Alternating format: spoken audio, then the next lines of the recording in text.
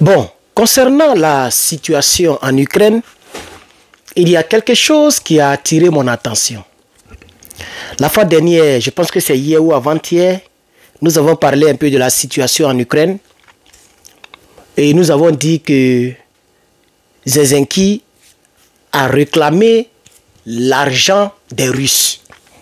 Vous savez que depuis 2022, je pense que c'est en mai 2022, l'Union européenne, l'Union européenne a décidé de geler tous les avoirs de la Russie en Europe. Tous les avoirs. La somme s'élève à 300, si je ne me trompe pas, hein, c'était ça non? 300 millions d'euros. 300 milliards d'euros, pardon. Entre 300 ou 350, j'ai un peu oublié, 300 ou 350 milliards d'euros. Voici l'argent qui est gelé par l'Union européenne. Et Volodymyr a compris que l'Amérique l'échappe. C'est ici, il vient, il prend les 70 milliards de dollars, 80 milliards de dollars. Vous voyez, tout récemment, ils ont donné 8 milliards. Et je pense qu'il y a encore un dernier lot d'argent qu'ils vont lui donner. C'est 8 milliards encore que Biden va lui donner bientôt. Il trouve que ça, c'est très peu. Lui, il en veut beaucoup plus. Et il est allé en Corée du Sud. C'est là-bas qu'il a tenu la conférence. Non, en Corée du Sud, il a traité l'Occident de zéro. Il dit, ils n'ont rien fait pour annuler, pour influencer les troupes nord-coréennes qui sont donc au Kremlin. Alors, là, c'était l'autre côté. Mais Zelensky, Volodymyr, a déclaré qu'il voulait rentrer dans les fonds. Et qu'il a même dit que c'est l'argent de son peuple. Il dit c'est l'argent de son peuple. Quand c'est pour manger l'argent des Russes, là, c'est son peuple. Quand c'est pour faire tout, là, c'est pas son peuple. Donc, il a dit c'est l'argent de son peuple. Alors, donc, l'Union européenne, après la déclaration pour demander beaucoup d'argent, ils ne vont pas lui accorder 300 milliards d'euros. En anglais, on dit c'est crazy. C'est crazy. Okay? C'est crazy, ça dépasse l'entendement. Mais quand même, ils ont été questionné une somme très importante qui s'élève à 122 millions d'euros. 122 millions, je regarde mes hostilités. Pardon, milliards, voilà. Tout à l'heure, je vais vous faire la petite lecture. C'est un seul paragraphe. 122 milliards d'euros. Ça, c'est ce que l'UE veut lui donner. Mais toute l'Union européenne n'est pas d'accord. Il y a d'autres même qui ne comprennent même pas, ils demandent des explications.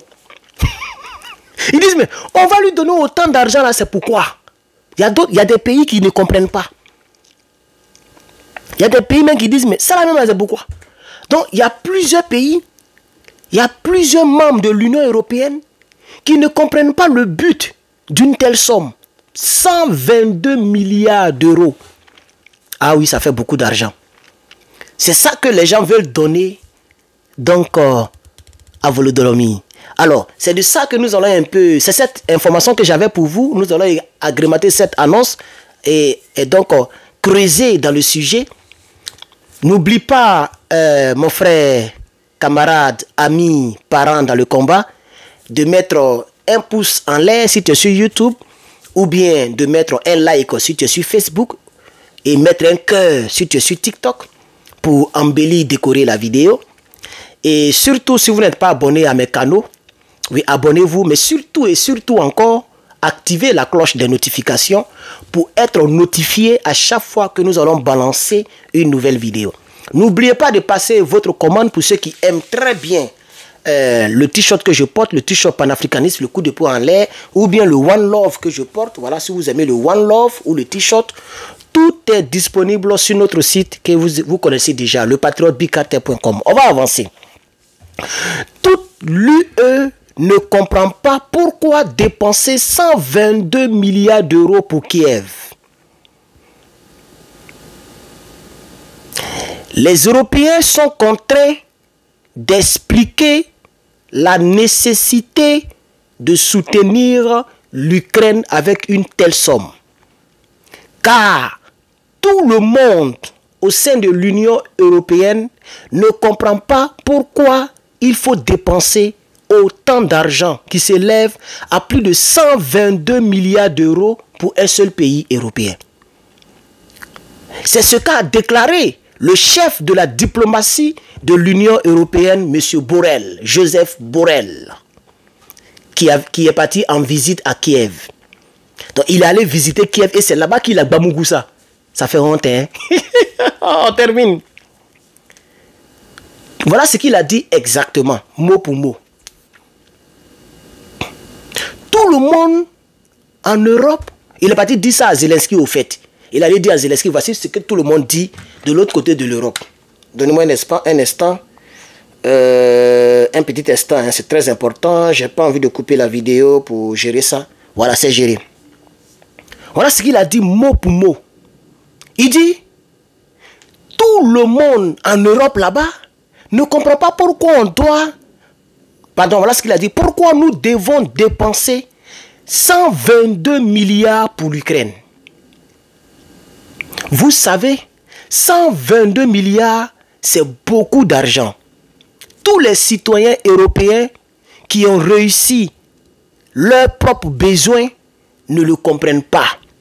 Pardon, qui ont aussi leurs propres besoins ne le comprennent pas. A-t-il déclaré dans une interview accordée à l'édition ukrainienne Evropeiskaya Pravda. Ça, c'est la chaîne qui a interviewé le chef de la diplomatie européenne qu'on appelle Joseph Borrell. Donc, il a dit ça étant en Ukraine, étant en visite en Ukraine, sur une chaîne ukrainienne. Ukrainienne, pardon. Vous voyez, c'est ça la triste réalité. Donc, nous, le panafricanisme, nous nous disons, alors, tout l'argent qui a été décaissé, États-Unis, Allemagne, parce que là, je pense que l'Allemagne aussi est le deuxième grand pays qui soutient beaucoup l'Ukraine. Même la France, tous ces pays-là soutiennent l'Ukraine. C'est beaucoup d'argent, beaucoup d'armement qui a été envoyé là-bas. Mais si aujourd'hui, l'Union européenne, les citoyens de l'Union européenne ne comprennent pas à quoi va servir autant d'argent, nous nous posons la question, pourquoi les dirigeants de ce monde ne cherchent pas à pouvoir résoudre l'affaire par la négociation, à pouvoir mettre fin à cette crise que de l'alimenter? Moi, c'est la question que je me pose. Parce que l'Union européenne, ce n'est pas une petite organisation, c'est quand même l'Europe. C'est l'Europe. Pourquoi les gens ne veulent pas prioriser la volonté de la cessation de cette crise? Parce que c'est les parents des gens qui décèdent. Donc nous, en tout cas moi personnellement, je suis pour la paix. Je ne suis pas pour le soutien à coup de milliards. En Europe, écoutez très bien ce qu'il a dit. Il dit tous les citoyens qui ont aussi leurs propres besoins ne le comprennent pas. Ça veut dire en Europe, les gens ont leurs propres besoins. C'est le contribuable européen, de chaque Européen qu'ils vont prendre pour aller verser là-bas. Mais actuellement en France, sont rares les personnes qui touchent 3 000 euros. Il faut avoir 2-3 boulots pour toucher 3 000 euros, 3 000 euros par mois. Les Français souffrent. La vie est difficile. Et surtout, après avoir perdu 3 pays africains, les caisses de l'État ont baissé. Le chiffre d'affaires financier, français n'est plus le même. Vous voyez qu'il y a des entreprises qui s'apprêtent à mettre dehors des milliers de Français. Puisque les rentabilités ne sont plus les mêmes. Il faut aller acheter l'uranium dans un autre pays qu'on appelle le Kazakhstan. Il faut encore aller construire une centrale nucléaire pour eux. Tout ça, c'est de l'effort qui pèse sur le peuple. De l'autre côté, Poutine, souvent, il ferme le gazoduc, souvent, il l'ouvre, la population souffre de froid. C'est tout ça que moi, je vois et je dis, mais à quoi ça sert de continuer une guerre qui, depuis plus de 2 ans, personne n'a encore gagné? Toute l'Europe ou tout l'Occident soutient l'Ukraine. Mais personne n'a encore gagné. Donc, ça sert à quoi d'aller déverser autant d'argent? Mais on peut prendre cet argent-là pour faire la paix. On peut prendre cet argent-là pour s'aimer. Moi, je ne comprends pas les dirigeants de ce monde. S'il vous plaît, on a besoin de la paix dans ce monde. Parce que le type d'armes que possèdent les pays d'aujourd'hui sont des armes qui n'ont rien à voir avec la calache, avec le revolver. Ce sont des armes de destruction très massive.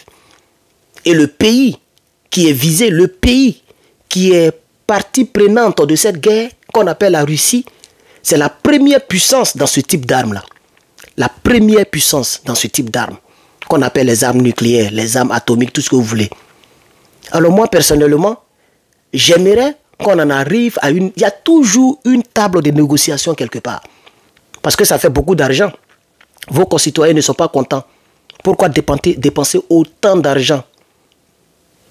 C'est ça. Vous comprenez? Donc, voici un peu ce que je voulais porter à votre connaissance, chers camarades, parents, amis et frères dans le combat. Merci d'avoir pris votre temps pour suivre Herman le patriote que je suis, ma modeste personne. Merci de me faire confiance et de vous abonner davantage. Et n'oubliez pas de décorer la vidéo en mettant un pouce en l'air et surtout de vous abonner en activant la cloche des notifications. Merci.